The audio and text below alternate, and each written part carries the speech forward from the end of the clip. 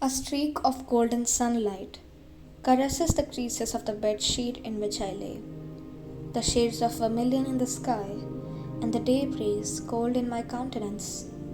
Something in the way nature always stays. I stare back at my bed, wrinkles on the sheet in my shape. I run my fingers over the ripples up, down. My mother would often tell me that these uneven waves would bring forth fights and quarrels, nothing good and all the bad, and I never understood how a piece of cloth could affect a person whose life it never had. But to say it didn't have a life would be a lie. How can you say the way the cloth mimics my arm, numb from the weight of my head, does not have a life? How my back leaves a canyon on the bedsheet in its wake. And even if it's not the traditional way of living, it's still alive. Life, and its definition, is ambiguous.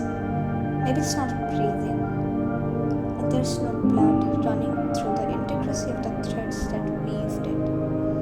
But it still warms the chill fingertips of the person sleeping underneath.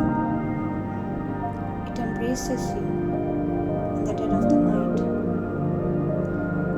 twists, turns, falls, and rises. Isn't that what life is? Adapting to your environment until you bloom.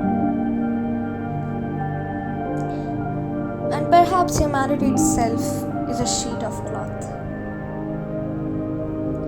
folding itself and ironing itself out to fit the needs of the passing time.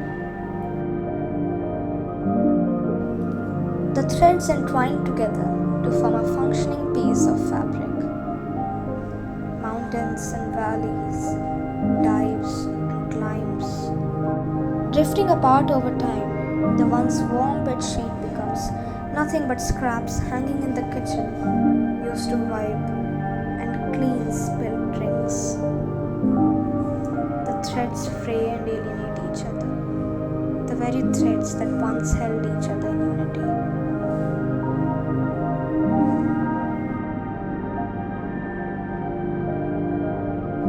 Over time, the bedsheet gets replaced because it is not the bedsheets who need people, but the people who need bedsheets.